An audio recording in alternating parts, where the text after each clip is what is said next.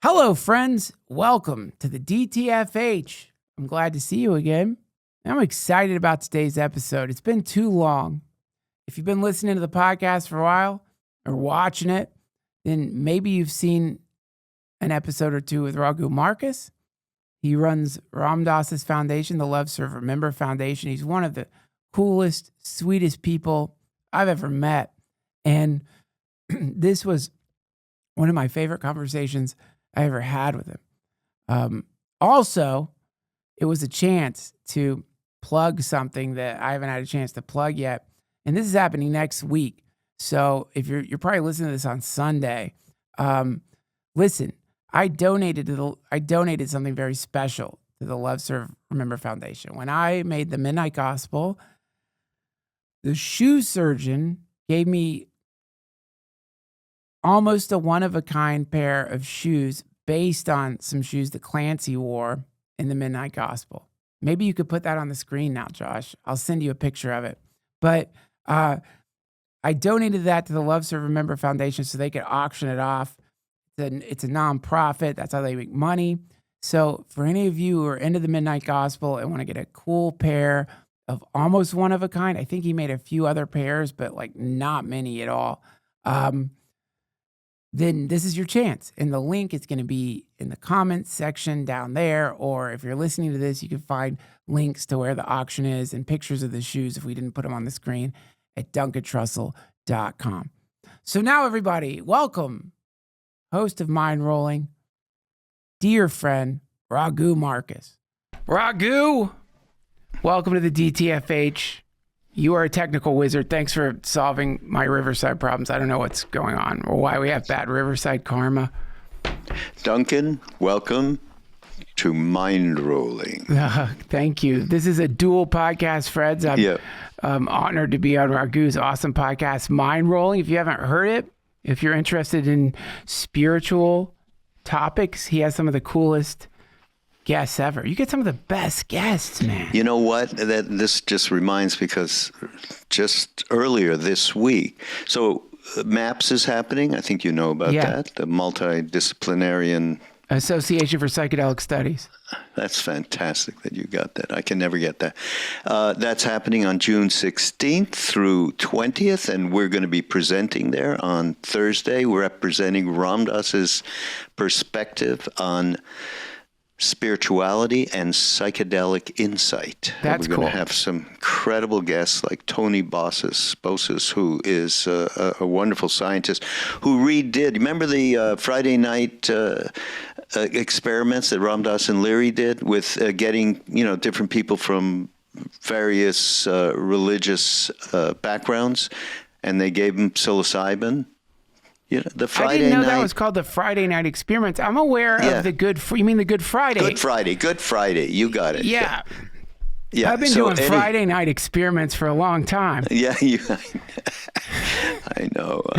Anyhow, so that's what we're doing, and Tony did this incredible research and got a bunch of different people from different traditions and it was all around the mystical experience. And, I find it interesting that they chose Good Friday as the day to take psychedelics because of all the days in the Christian holiday.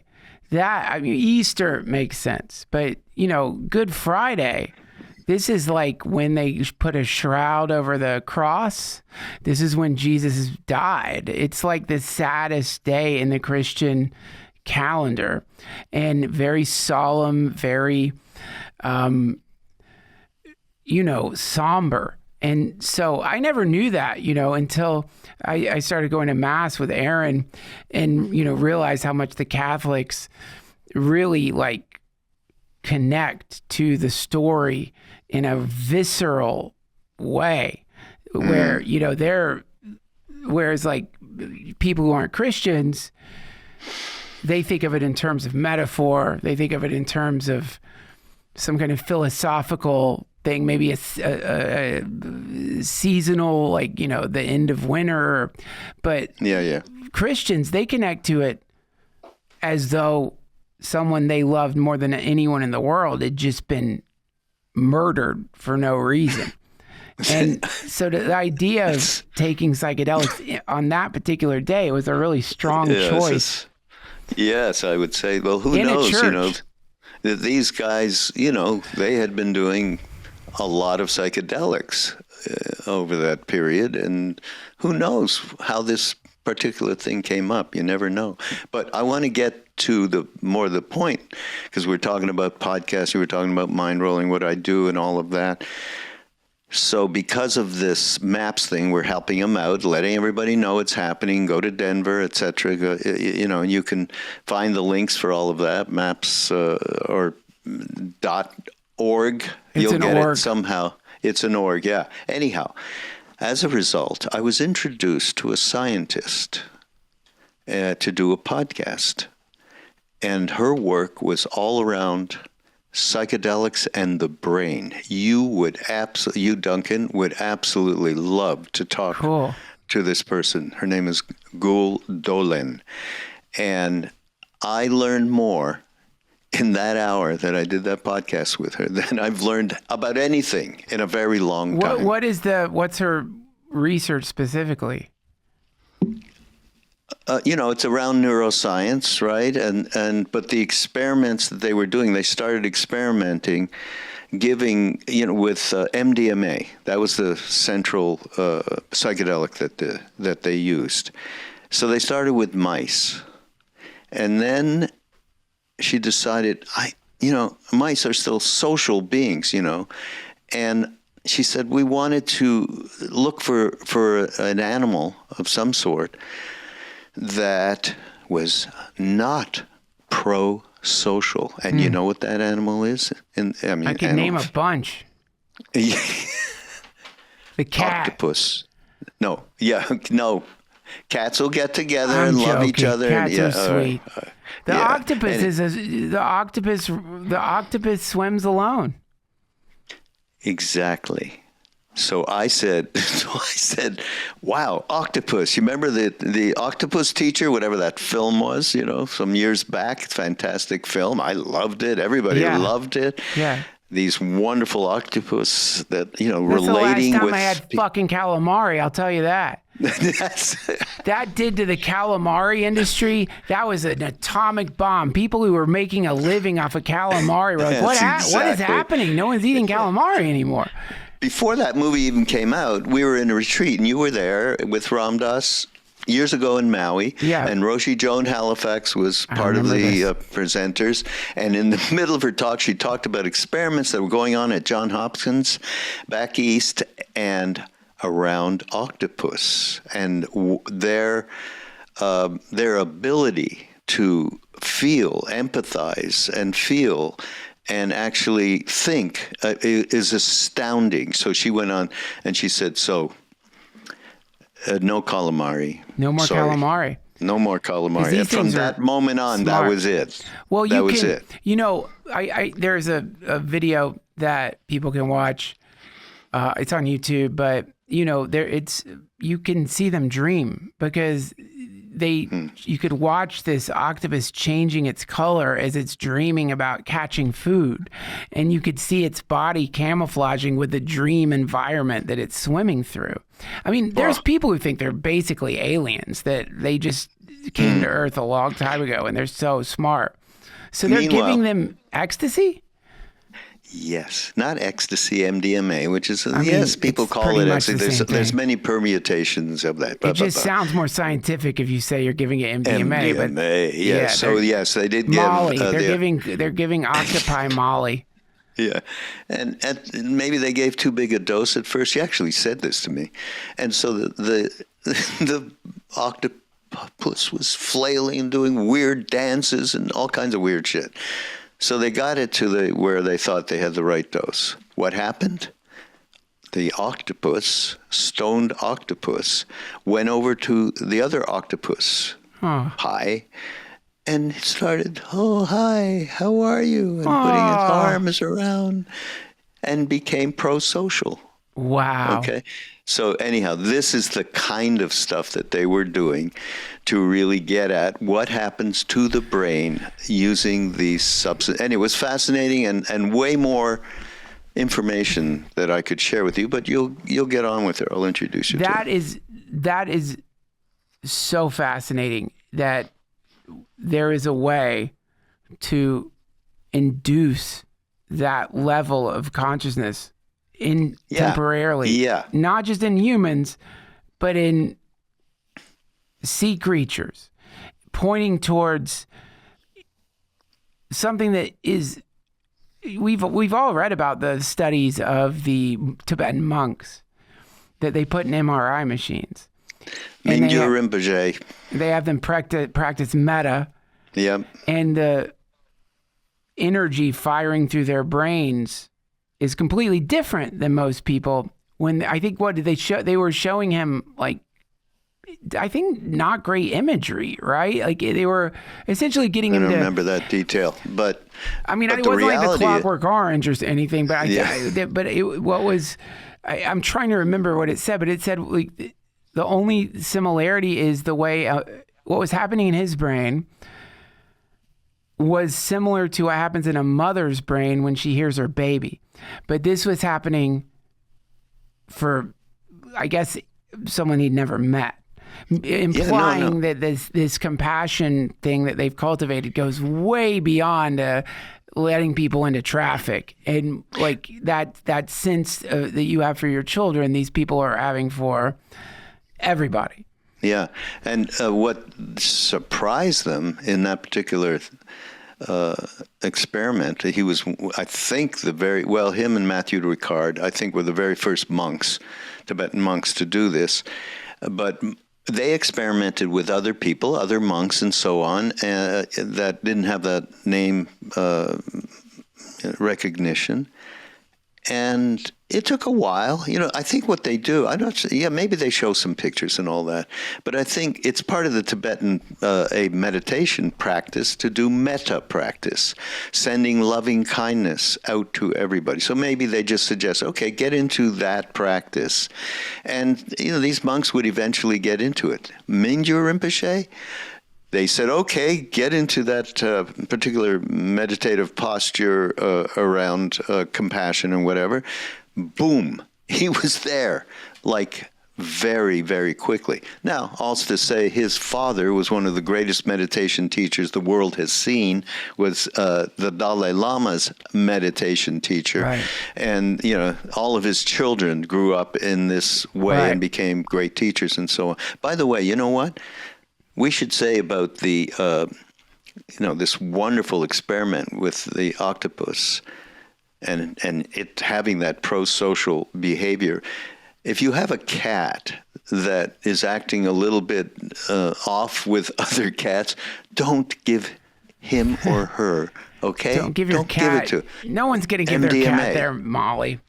Like if it happens all the time. It used to happen all the time with us back in the late 60s, early 70s. Oh yeah, good.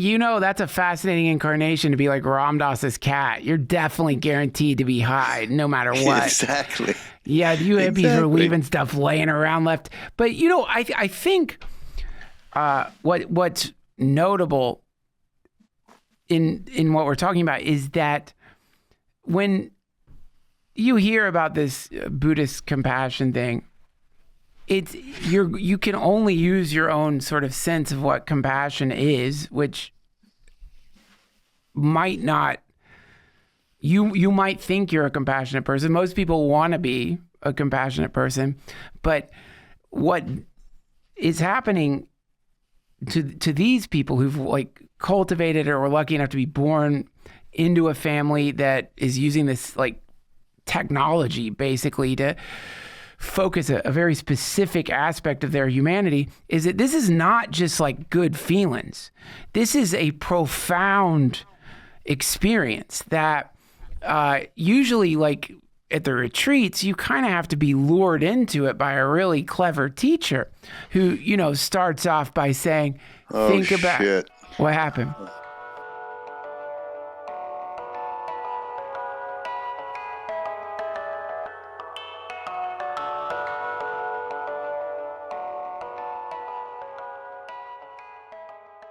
This episode of the DTFH has been brought to you by BetterHelp. one of the things that fascinates me in our culture is that you can tell somebody you got to go to the dentist because you got a cavity because you ate like an asshole for too long and you had a weird thing, but you ignored it. And now it feels like Satan is just playing the nerve in your tooth like some kind of horrible one-string pain guitar. And they'll be like, my God, I hope you're okay. Let me know how it goes. Why are you asking? Why do you want me to let you know how it goes? My dental work? I just was complaining. And then they'll be like, I didn't really. I'm just trying to be polite. But yeah, I hope you're all right. The point is, you tell somebody that you need to go to therapy because you are worried you're exhibiting signs of some kind of anxiety disorder, OCD, whatever it may be, and you feel weird about that. It doesn't matter. The brain is as much an organ as your heart, is your kidneys. Nobody blinks if you go to the doctor to get a checkup, get your heart checked out, find out what's going on with your poop. Nobody blinks. But for some reason, we have this bizarre cultural sense of shame when it comes to taking care of the old meat pie up here and the old metaphysical heart down here. And that is absolutely wild to me. I don't know why that happened or how it crept in, but I blame John Wayne. I guess you're just supposed to like lay in sandy places and smoke, and that's going to fix the problem. You're supposed to take a kid and throw him in a lake to teach him how to swim. This is what our grandparents were doing. If you wanted to swim in the 50s, you're probably going to die. Your grandpa's just going to throw you in a swamp and go smoke a cigarette in the mud and hope you lived. This is why we need therapy. BetterHelp has over 10 years of experience matching people with the right therapist from their diverse network of more than 30,000 licensed therapists with a wide range of specialties. BetterHelp is fully online, making therapy affordable, convenient, serving over 5 million people worldwide. You can switch therapists easily at no additional cost. We're all better with help. Visit betterhelp.com/Duncan to get 10% off your first month. That's BetterHelp, HELP.com/Duncan. Thank you, BetterHelp.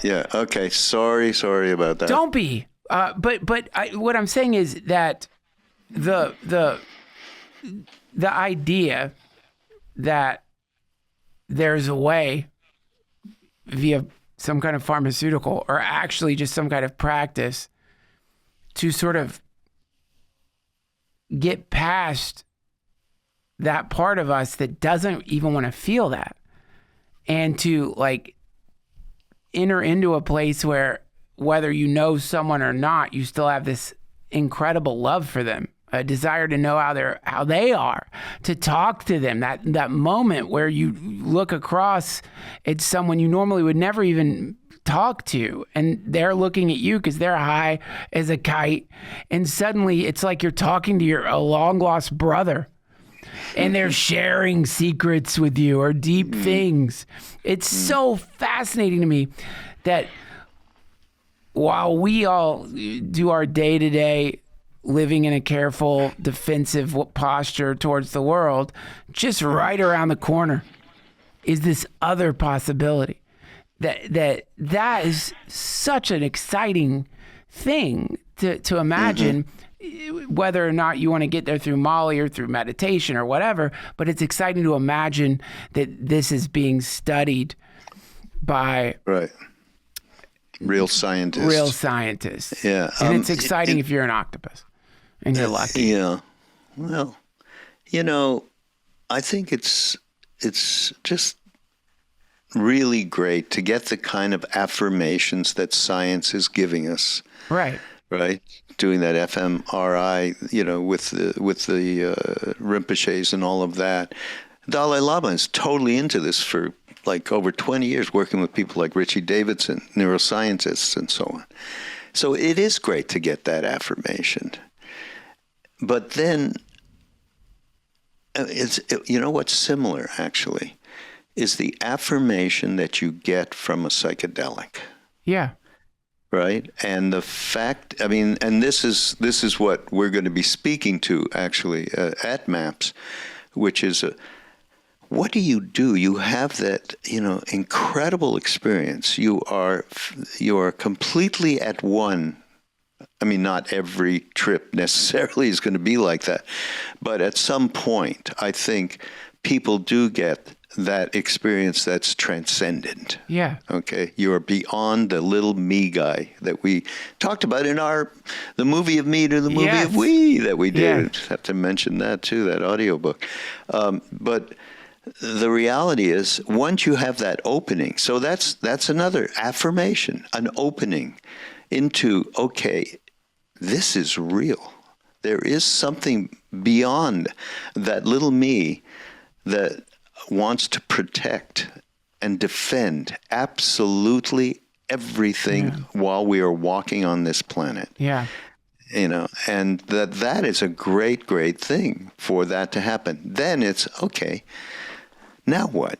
You know what she talks about, this woman? What? That Gould, she talks about the most important thing.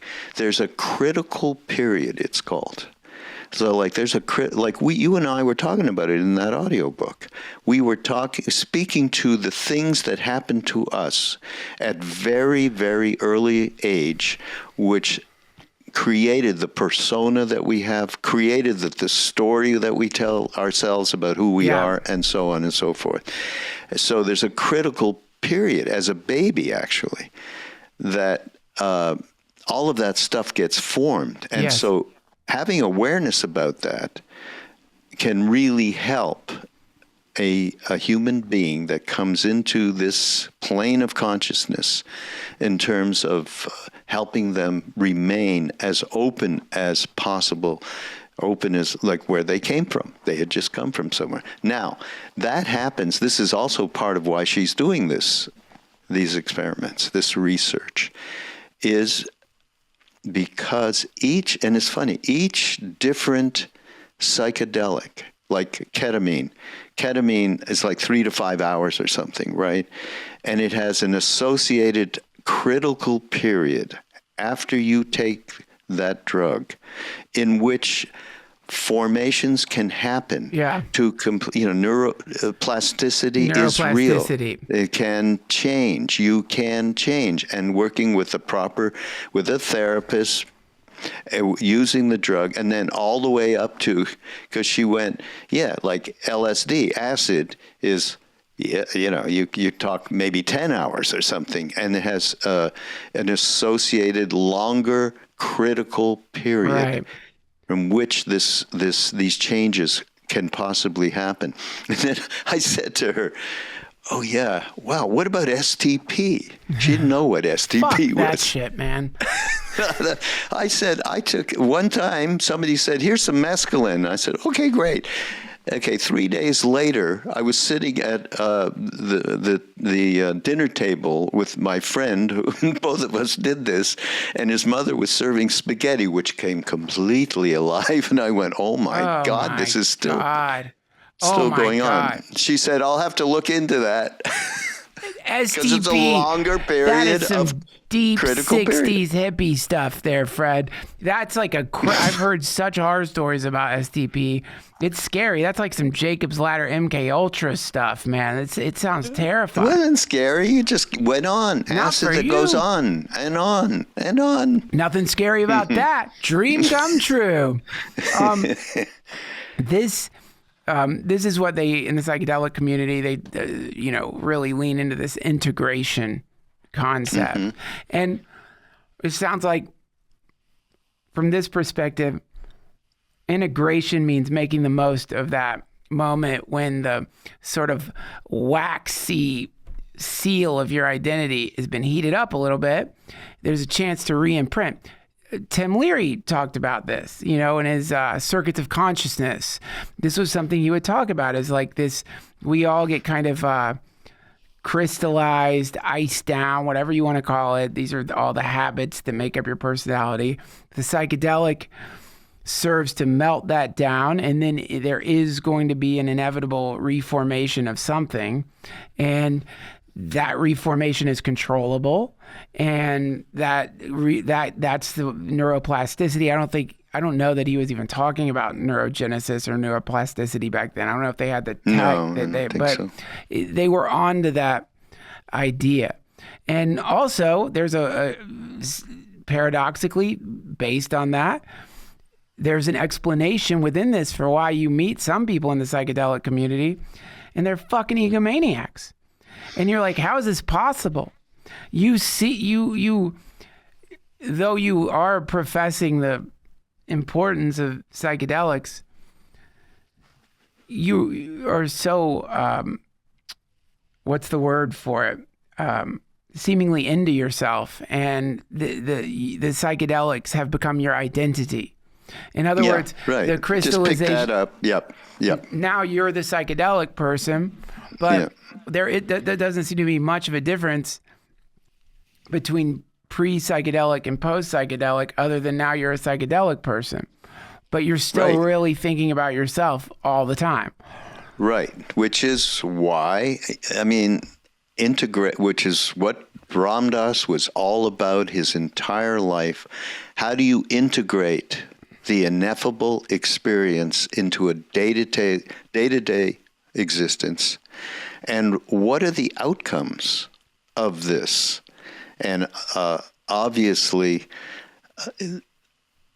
the identity issue, and we talked about that too. The identity issue is probably the most powerful issue that we have to deal with, because it's okay. You have that wonderful experience on a psychedelic, and then you come back to being the same asshole that you were before. Yeah. And okay, so if you have mindfulness, you're going to be aware. Okay, I'm just returning to the same proclivities and neurotic tendencies and shitty habits that I had before. Yeah. So you know what the first thing is in integration, in my mind? What? The first thing is about compassion. And that is that's a word that's poo-pooed big time these days, because it maybe is associated with the quote-unquote woke consciousness, woke society, whatever. Yeah, but that's a whole different thing than what they're pointing towards when they're talking about compassion. It's a very psychedelic state of consciousness, and it really defies the ability to get on the right team. And you know what I mean? No. I think it does. I think no, I'm not saying no. I'm not understanding. Explain further. Okay, so, Ram Dass famously in one of his talks talked about, what do you do when you are actually, you are in love with the cashier? What do you do when you're passing strangers on the street and you love them completely? It's not bullshit. You feel about them the way you feel about someone you loved, your mother. Or what happens when the boundary of compassion breaks through and there is no longer this person deserves compassion, this person doesn't. It's like a dam broke. And now talk about being vulnerable from the perspective of not wanting to be a rube, taken advantage of, not wanting to seem like a weirdo. All of that's out the window now. And so now you can't live in the world that we live in is geared towards defense. This other world, what do you do in that situation? Yeah. And so what do you do? So that compassion is very different from what makes people cringe when they hear compassion these days. That compassion is an incredibly psychedelic state to be in. I don't know. Psychedelic state. Okay, I say psychedelic. Use another word. Relative to the cultural norms we've been indoctrinated in, it would be an alien experience. Okay. In a transactional, late-stage capitalist culture, people don't get love. this person deserves love. That person right. doesn't deserve love. This person yeah. deserves compassion. That person doesn't deserve compassion. This person good. That person bad. Treat good this way, bad that way. This is more like I mean, we've heard various different versions of this, but what do they say? The sun shines on the good and evil alike.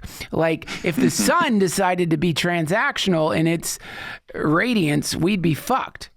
If the sun was only giving sunlight to like Ukraine, Russia would be frozen over.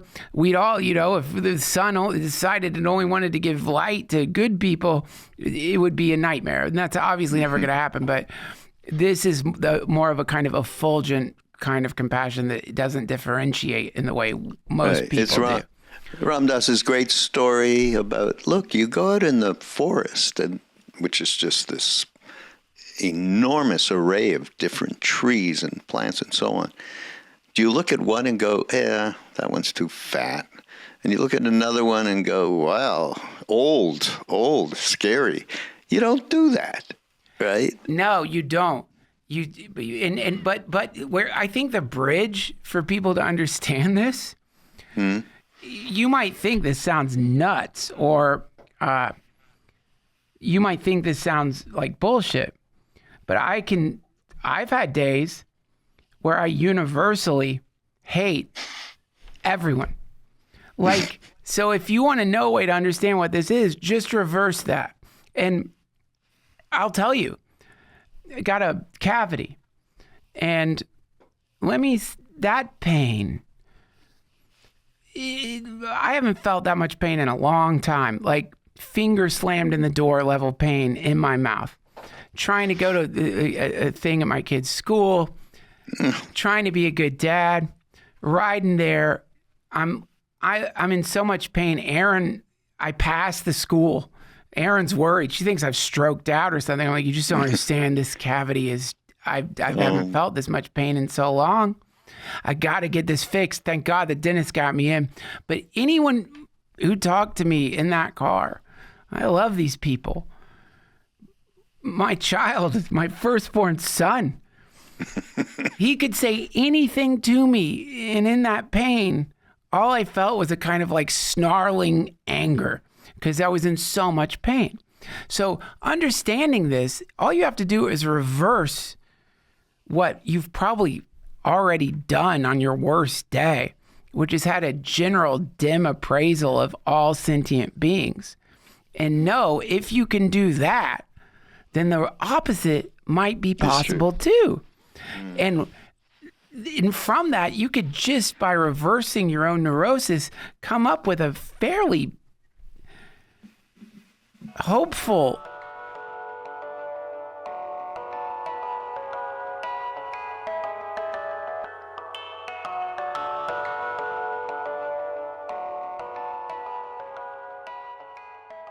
This episode of the DTFH has been brought to you by Storyworth.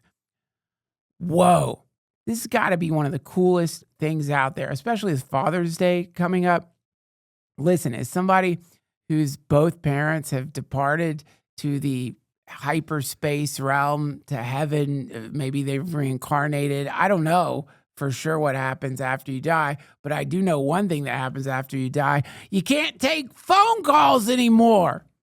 And I don't mean to start off, I'm sorry, Storyworth, I will get somewhere with this, forgive me. I'm only speaking from my own personal experience. There are so many things you wish you had asked your parents after you can't anymore. Not just like big things, little things too. Recipes, things that they used to make you, parenting advice. I got lucky. If you've seen my show, The Midnight Gospel, I did some podcasts with my mom, and I'm so grateful that I have this repository of information, and I can show that to my kids. But Storyworth is genius because they didn't just figure out like a sort of chaotic way to do it like I did with my podcast. They've come up with this brilliant way to gather information from your parents, your grandparents, your loved ones, and it is 100% going to make your folks or your grandparents feel real special. And that's what my mom felt when I was interviewing her for the podcast. She liked it. It was cool. Storyworth lets you do this in the most brilliant way. Each week, Storyworth emails your loved one a memory-provoking question that you get to help pick. Questions like, did you ever get in trouble at school? Or how did you decide how many children to have? You know, I'm telling you, I would love to know the answer to these questions, but I'm going to need like a high-powered Ouija board to get that now. All your loved one needs to do is respond to that email with a story. Long or short, doesn't matter. They can either write a story or record it over the phone for Storyworth to transcribe. No complicated apps required.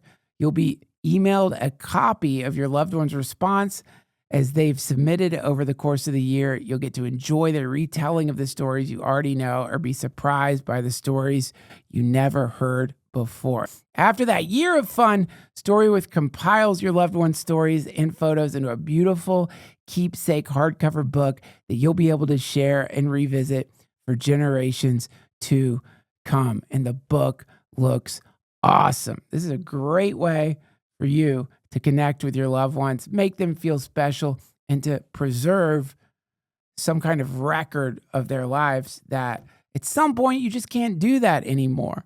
Give the dads in your life a unique, heartfelt gift you'll all cherish for years. Storyworth.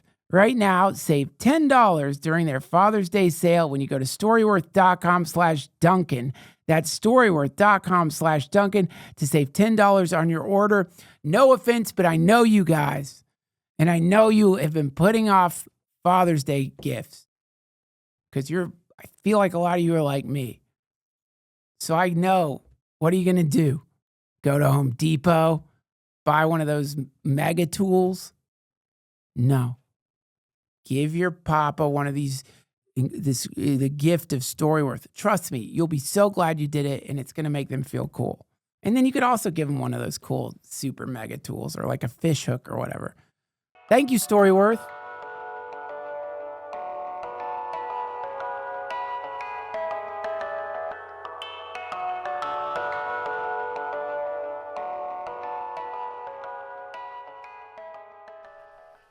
And fairly accurate assessment of what it might be like if you cultivated compassion.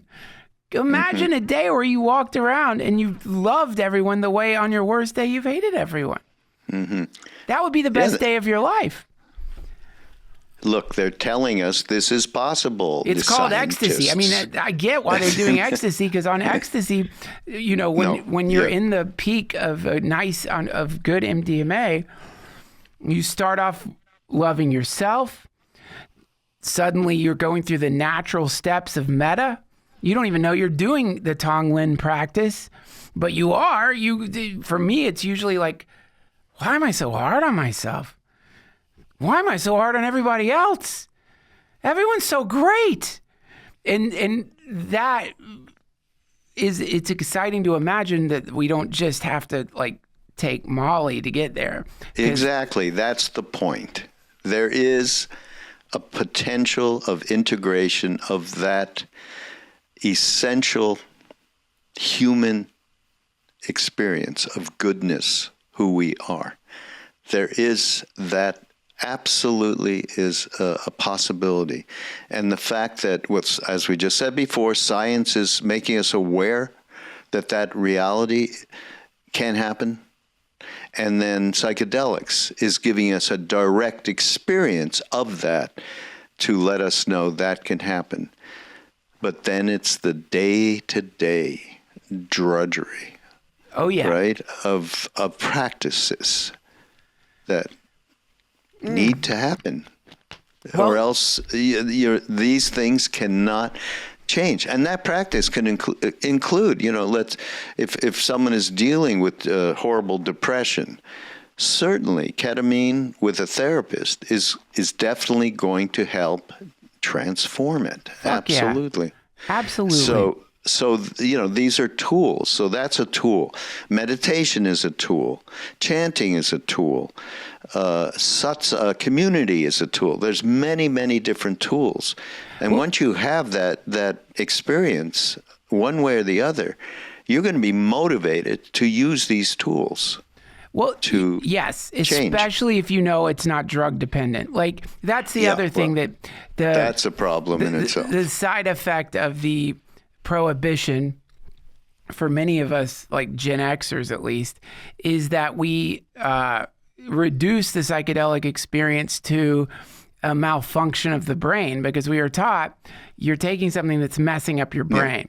And so it's easy to, in other words, someone might, how many times have you heard this? Well, I should tell you I was on mushrooms. And then they say this profound experience happened to them, but they have to preface it with, but I was on mushrooms, as though that invalidates the experience, as though the experience didn't mean anything because I was on a psychedelic, or it meant something, but it wasn't quite real, like telling you about a dream. And so the work these people are doing, God bless Doblin and anybody who's like in this field of research, is they're sort of repairing a lot of the damage that complete, like, superstitious bullshit government science did by universalizing all drugs. Crack and LSD, same thing. Weed, heroin, same thing, guys. It's all drugs. Yeah. And so from that, a lot of people got infected with a kind of superstitious, non-scientific, guilty sense of this mode of exploring consciousness is somehow profane. Meditation, great. Psychedelics, not so great. If I was meditating at a retreat and I had the exact same experience I might have on 200 micrograms of LSD, from this perspective, the meditation retreat experience has more meaning than the LSD experience, because you worked for it, baby. You struggled. Climbed up the mountain of pain, and you were rewarded for your efforts. You didn't just put a couple of squares of paper in your tongue. And so this is why I love the work that they're doing. But I must say, there's no way around what I have discovered in regards to this compassion thing, Raghu, which is, and I don't know if you could even relate, but what I have found is that the very thing that I have actively, sometimes consciously, mostly unconsciously, tried to tamp down, numb down, avoid, is like the first layer right above this experience that ecstasy gives you. It's like ecstasy, MDMA, it takes you through this layer of sorrow, fundamental, or what do they call it? The original heart of sadness in Buddhism. It takes you through the thing that you've trained yourself to avoid, because that's right around your heart. And the thing right around your heart is like a bruise. It's like touching a bruise if you've been avoiding it. It's all the grief. It's all the things you begin to wake up to as a kid. What do you mean my mom's gonna die? What? You didn't tell me that bullshit. What do you mean I'm gonna die? My dog died. What are you talking about? What? And then you know what I mean? You toughen up and you start trying to avoid that incredibly, almost unbearable feeling. Yeah, armor. Right on the other side of that is this. I don't know how you would describe it. This is very soft, but it's not weak. It's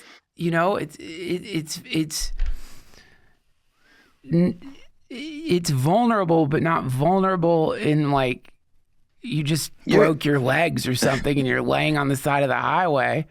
You're trying to explain the essential experience of the interconnectivity of all. Yeah. But the premise is we are separate.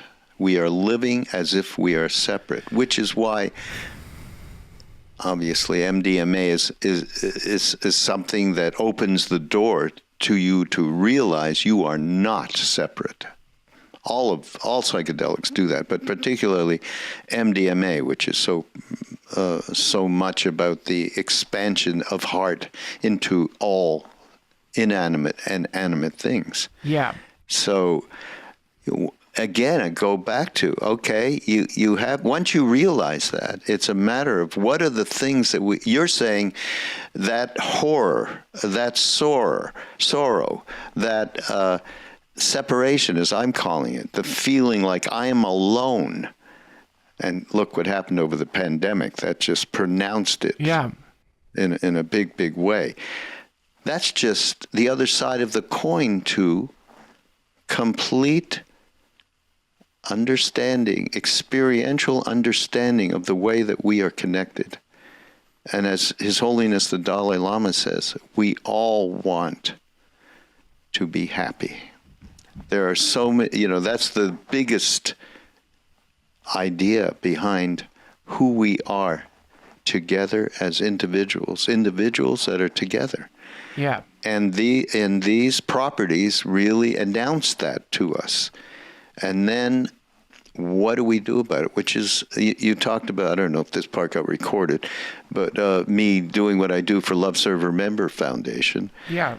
And and you were saying, God, I guess there's a lot of stuff there that, whoa, I wouldn't want to be doing. It seems like a complex job. Yeah, it is in some sense, but in the sense that what we're speaking to right now, to me, the way in which we can go to the other side of the coin, just like that. You've been at these retreats. That happens at this Absolutely. communal experience. At its most gross level of us coming together in a heart space, which is, again, more new agey kind of blah, blah, but it is real in the way that happens if you are sincere. So it's a matter of, you talk about people, I know people, you said, who take psychedelics and their identity becomes, I'm a psychedelic person now, and you may have a psychedelic business, et cetera, et cetera. The reality is that once you have that experience, psychedelic experience, a level of sincerity can creep in so that you're not fooling yourself the way you did before that experience. Yeah. And that, to me, is so, so very important. Yeah. Yeah. Well, I mean, look, the mindfulness is what that's about. You sort of, I think there's like cultural myths, I guess you could call them. And I don't mean cultural myths like the Garden of Eden. One of the cultural myths is the myth of childhood innocence.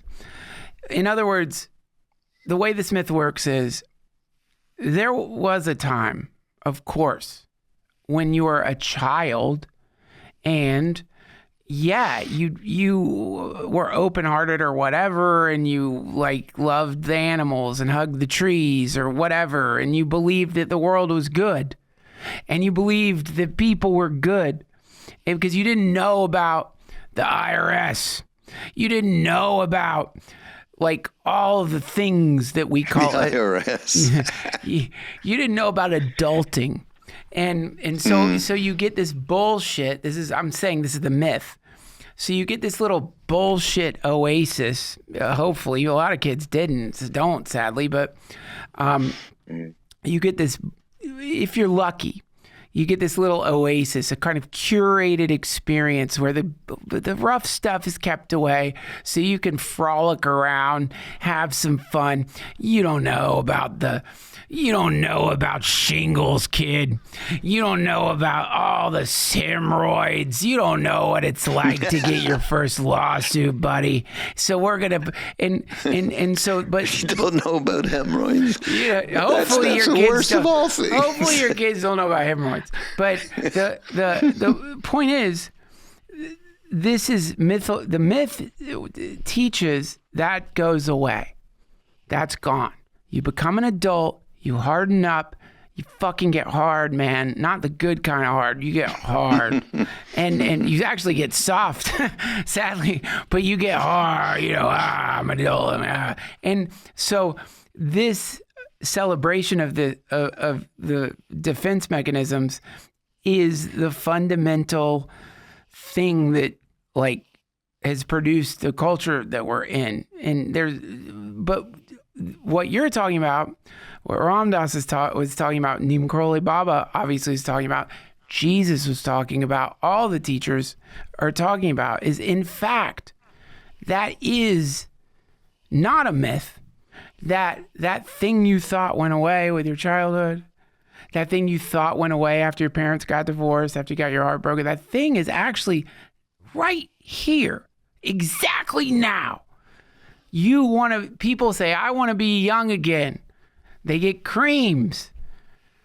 They start applying expensive creams to their face. That's their skincare ritual. They get their lips puffed, whatever. But they don't care about that.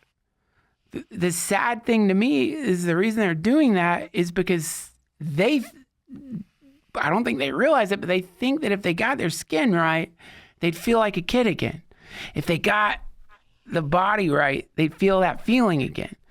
That's what everyone wants. That when people say they want the fountain of youth, that's what they mean. Who wants to fucking live forever? Some cynical crust. Is some angry, cynical, pissed off crust shaking your tremors as you read the New York Times and drink too much coffee. You know what I mean? Got me. Me too. But this, I can confirm what you're saying about the retreats. And in fact, that was one of the more unnerving non-psychedelic experiences I had at one of those retreats. Is before I could catch myself, I thought, man, this is good ecstasy. This was on Sunday. No, I wasn't on ecstasy. I wasn't on anything, but my brain, familiar with that state, referred to that first before I realized, Jesus Christ, dude, I haven't taken any drugs. And then my next thought was like, what's the timeline on this? Because like, when am I coming down? Yeah, when am I coming down? This reminds me, okay, everybody out there, when Duncan came to the first retreat with Ram Dass in Maui, this is a long time ago. I don't even know, but it's over forever 12 years, 30 something. We were walking on this beautiful beach, this resort where we do it. We still do it. It's happening again in the end of the year, and we're walking together. And Duncan turns to me and he says, this is terrible. This is fucked. I said, what? He said, we're supposed to be at a retreat and, deep meditation and rituals and tapasya, Yeah. And this is not right. I wanted to hurt. Yeah, he wanted to hurt. I said, I'm so sorry to have brought you to this place. I'll never do it again. He's been there ever since. Ever since. But that was my mindset. And I think that is that's, again, this is a lot of this stuff doesn't fit in to the zeitgeist. Yeah. If the zeitgeist believes pain, pain is just weakness leaving your body.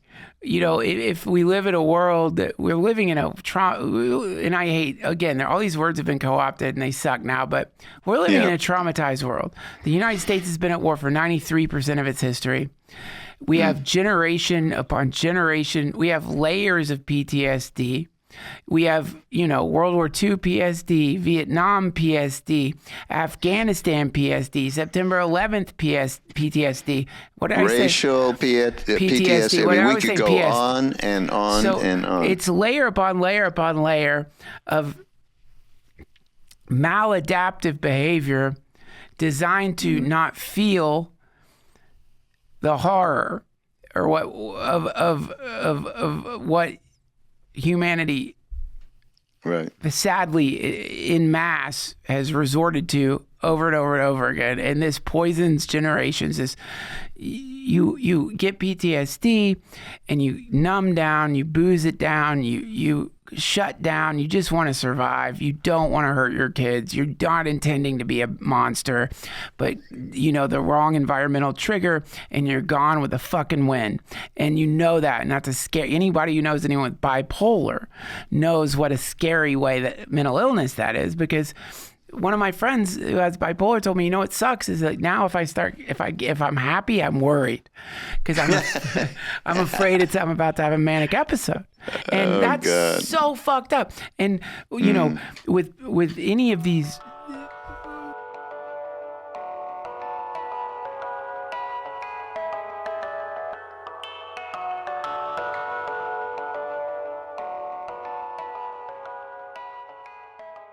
friends, I'm excited about this ad, real excited. This is the second time I've done an ad for Minnesota Nice. And the first time I had yet to try Amanita muscaria. I'd never tried it in my whole life. I'd heard about it, read stuff about it, read The Sacred Mushroom and the Cross. We've all seen Amanita. We know what it looks like. It's the decorative mushroom thing that Smurfs play under. But wow.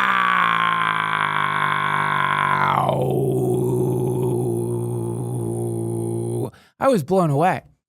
Again, because of like my own crustiness, I guess, like something about something being legal for whatever reason, like I probably, I doubt, it's going to do much. But wow, Amanita is a fascinating new friend in my life. It affects the GABA receptors, which are the same receptors that Xanax, the benzos, affect. And if you want proof there's a God, I think it could be Amanita muscaria, in the sense that what could be better than the fusion of psychoactive mushrooms and natural Xanax? Thank you, God. Thank you, Minnesota Nice. Minnesota Nice was founded by Christian Rasmussen, a warrior of the spirit. He used Amanita muscaria to break free from the benzodiazepine prison drug epidemic gripping this country, where thousands are now turning to this mushroom to escape the clutches of these meds. Maybe you're one of them.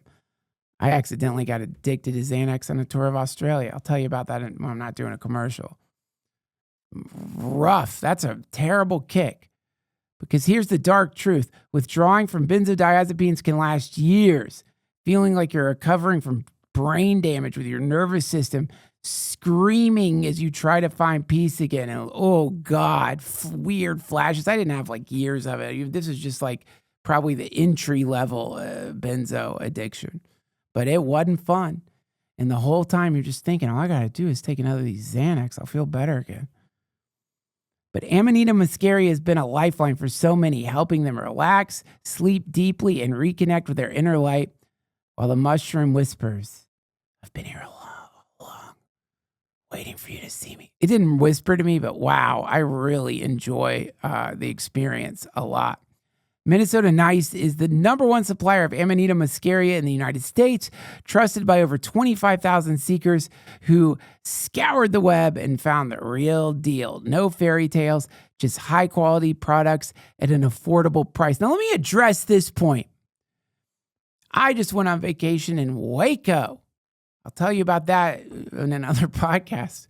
Walked into like a head shop, and they had Amanita muscaria, not from Minnesota Nice, in a garish bag with like elves dancing around. And dude, that was like not fun and not the same thing. The Amanita muscaria gummies that I partook of from Minnesota Nice were incredible. So if you've had run-ins with some kind of 7-Eleven bullshit or something, this is not that. This is the real deal. This is like the Jesus mushroom. I couldn't speak more highly of it. It's just amazing. Their Amanita muscaria capsules have 500 milligrams of raw power each, and they recommend starting with 2 to 3 capsules That's 1 to 1.5 grams to feel the effects. Within about an hour, you'll seek into a deep, otherworldly calm. It lasts 6 to 8 hours, and you might just dream of dancing with the Mad Hatter. I'm not going to read that, but there is like wild dreams. I did have wild dreams. It does affect your dream state in a really cool way. They're great, and I love Christian, and I highly recommend these for everybody. Well, within reason. Not everybody should be taking psychedelics. You know what I'm saying. I'm a dad. Be careful, guys. Minnesota Nice Ethnobotanicals wants to help you rediscover the magic of the world's most iconic mushroom. Go to mn-nice-ethnobotanicals.com. Christian, we got to come up with a different website here. mn-nice-ethnobotanicals.com. Friends, the link will be in the DuncanTrussell.com or down there in the description. So if you can't remember that, mn-nice-ethnobotanicals.com and use code Duncan20 for 20% off your first order of Amanita muscaria capsules. That's mn-nice-ethnobotanicals.com, code Duncan20. Don't wait. The law of revelation is calling. Much love.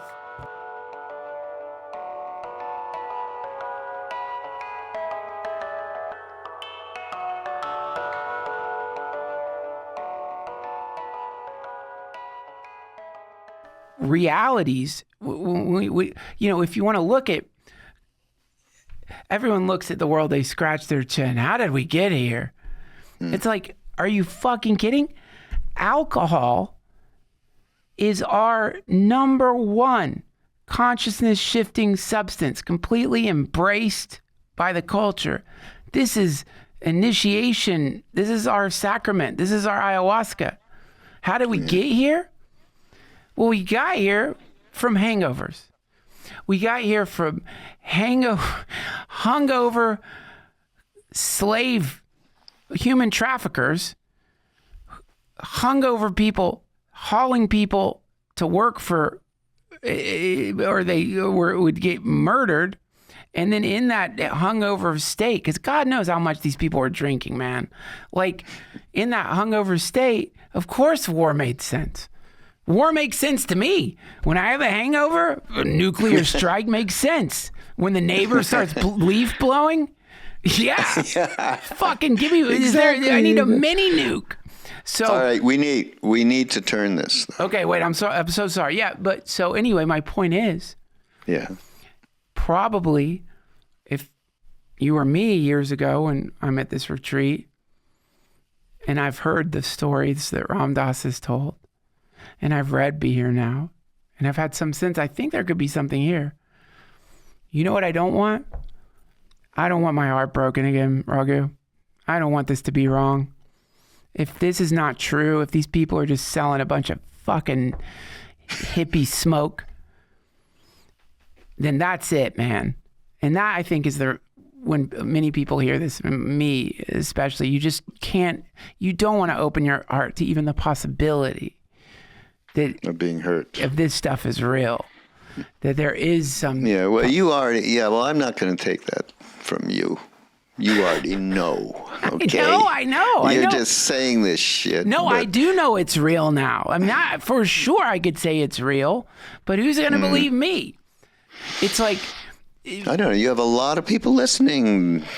Okay? Yeah, I know, but just because I'm reality too. I'm sorry for going on and on like that, but I do think that your work and the work that Doblin is doing is exactly the antidote to generations of hungover people with profound PTSD trying to survive day to day. Yeah, absolutely true. You know, the most pertinent thing that I heard in us doing this podcast for the last hour was when you said, and you kept emphasizing, there's this one side of the coin is this tremendous effort that we go through to defend ourselves from anything coming in that is unpleasant, that is painful, etc., etc. That's one side. So we remain in this separate place. We are completely, absolutely in belief that we are a separate unit, that's the way it is, that's the way you come up in the world.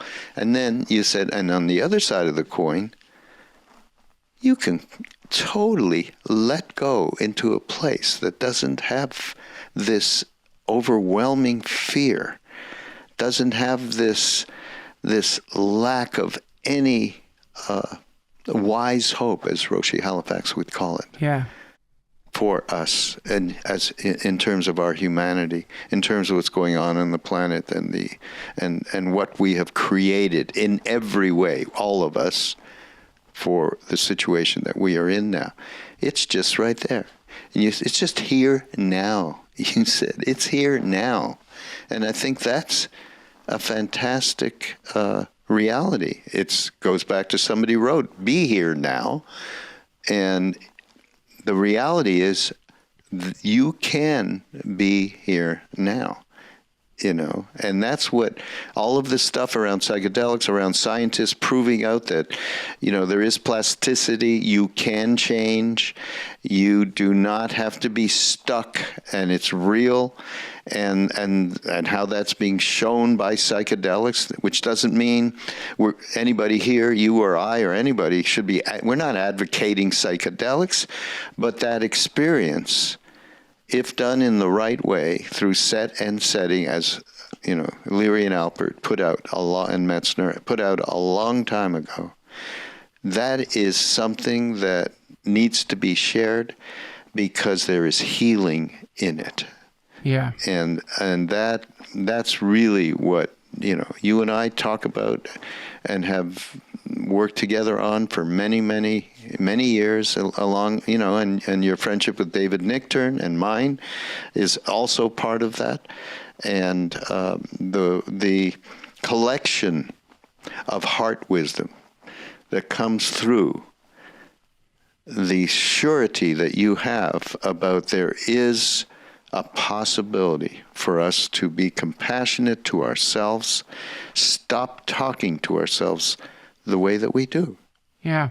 How about, the epithets that I have, like something happens and I forgot to turn on the record button. Oh, you fucking idiot. That kind of stuff is what we all do on a day-to-day basis. So self-compassion is real. It allows us to be human and not judge. Yeah. And then that's the only way, once you have that, you have a platform to be able to interact with people on that same basis. Absolutely. Yeah, and that to me, that's the boots on the ground that everybody's looking for. It's easy to flail these days. I love the general spirit of resistance. That's cool. I get that. You know me. But these days, like, well, what am I resisting? I don't even know. It's this. So you end up resisting something you're not quite sure what it is. And this is sort of the opposite, interestingly enough. It isn't resistance, in fact. It's a kind of, I guess you could call it, it's resisting the teaching of the culture, which is saying to close yourself off. Yeah. And that is scary.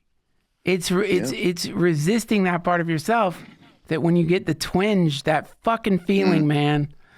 It happened to me. Lilo and Stitch. Took the kids to see Lilo and Stitch. These Disney, Disney will snipe your ass as a parent. You're just like, what? The kids watch a movie, then you're crying in Lilo and Stitch into your 3D glasses, hoping your boys don't see tears rolling down your face. That feeling, that's it. Stop resisting that.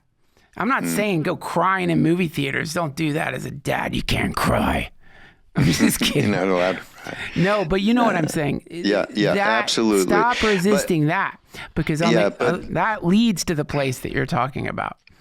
Yeah, absolutely. Resisting is, I think the word you got to put in there with that in terms of going like this, enough is, okay, you're back to, okay, how do you move towards that without resistance? And I think the byword there is courage. There's got to be some courage inside yourself. You don't want to continue to act the way that you have been acting, and you don't want to present yourself to people in that way. However which way it works for you, because for many people, you have a public platform, I have a public platform, and we want the best, but we get caught up in our own resistance, so it takes a certain amount of courage to come out of that. You do have to. Oh God, Trudy, I saw one of the trees. She said something talking about this. She said, it's almost unbearable. This thing we're talking about is almost unbearable. The feeling, and I'm saying the feeling of like really coming to terms with the situation as it is in the moment. And any parents out there, you know what I'm talking about. It's almost unbearable. It's 6 a.m. to have 3 children of various ages swarming you at the refrigerator as you're just trying to get some coffee. And they've perfected various forms of shrieks. They're like, Dad, I think there's gummy bears in the pantry. Dad, you're just waking up from some horrible dream where you're like wrestling Leonardo DiCaprio or something. Like you're trying to, almost unbearable.